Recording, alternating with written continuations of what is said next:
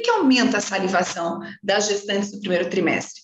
Justamente porque é um momento onde existem mais os enjoos, os vômitos, e na tentativa do próprio organismo tamponar essa acidez secundária dos fenômenos de vômito, né, dessas gestantes, acaba que o organismo produz mais saliva. Por quê? As mulheres gestantes no primeiro trimestre apresentam maior frequência de enjoos, de vômitos. Consequentemente, por conta dessa acidez intrínseca, né, que vem do estômago, a gente vai ter uma tendência de reduzir o pH bucal. A acidez da saliva reduz por conta das maiores incidências de enjoos e vômitos das gestantes do primeiro trimestre. Automaticamente, e de forma assim, eu diria que a natureza é muito linda, né?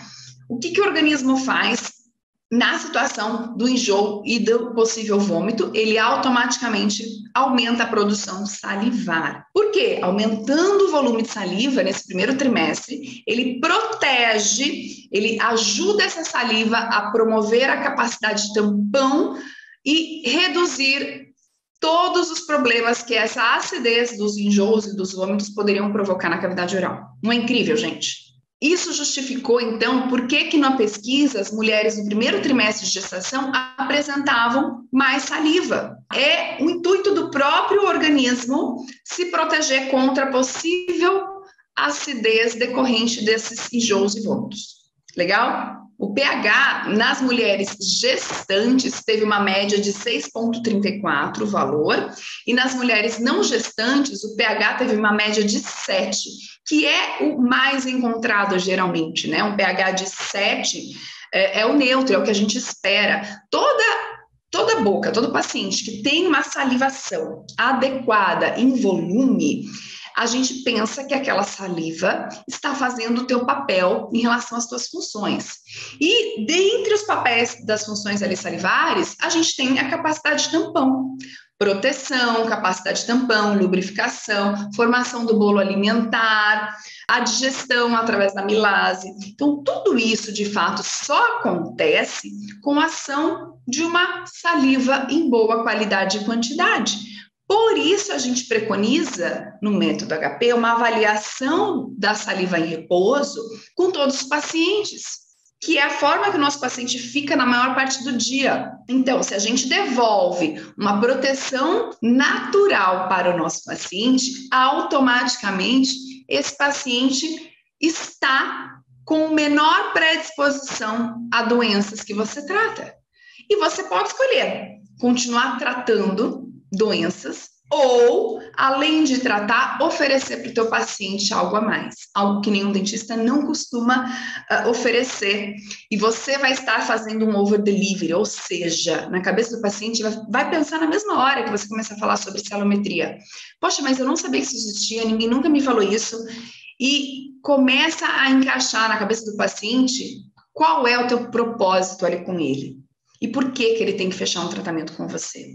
Entende? Então, é muito além da gente só fazer isso por fazer. Não, tem um porquê a gente está fazendo. E quando a gente insere para o paciente as terapias de harmonização salivar, a gente já está buscando para o paciente uma saúde não só bucal, mas sistêmica também. Por que no segundo e terceiro trimestre da gravidez, o valor do volume de saliva acaba sendo inferior? Então, vocês entenderam, o primeiro trimestre aumenta o volume salivar. Segundo e terceiro trimestre, o que acontece? A gente tem uma queda do volume salivar.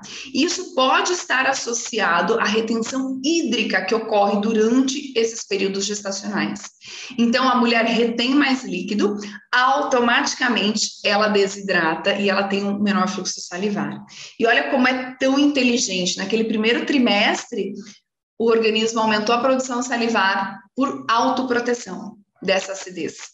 E depois, onde geralmente vai reduzindo esse desconforto, né, de enjoos e vômitos das mulheres, acaba tendo uma retenção hídrica, que isso também é muito comum, e nisso também reflete na hipossalivação das pacientes. Então, em todo esse estudo, o pH salivar é significativamente menor nas mulheres grávidas do que o encontrado em mulheres não grávidas. Eles consideraram isso uma amostragem bem significativa em relação aos resultados. E esses episódios, então, de vômito, de refluxo gástrico observados na gravidez, com alteração ali do meio bucal, resultam, consequentemente, nessa alteração do pH salivar. Eu vejo aí duas situações. A queda do pH no primeiro trimestre, por conta das maiores incidências de refluxo e vômito, e depois, na queda de volume salivar, ainda assim a gente pode observar um pH baixo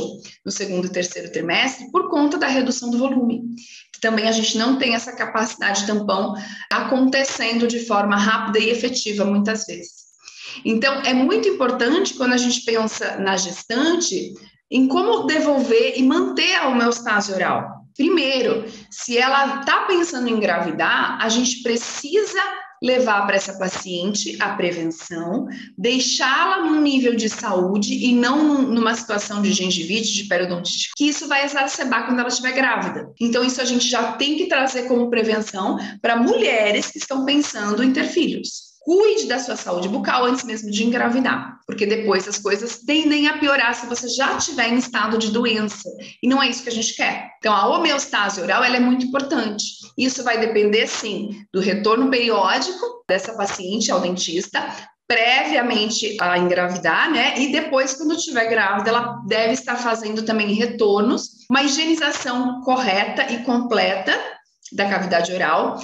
E ainda aqui no artigo, foi falado sobre essa êmese, né? Essa questão dos enjoos e dos vômitos e refluxos frequentes nas gestantes, que se isso for algo considerável e frequente nessas pacientes, que elas devem realmente ser submetidas a um controle mais periódico, com mais frequência mesmo no dentista, e sugeriu que a paciente fizesse bochechos, né, enxágues repetidos com soluções básicas contendo bicarbonato de sódio, no intuito de neutralizar a acidez e potencialmente reduzir a erosão dentária e a irritação da mucosa.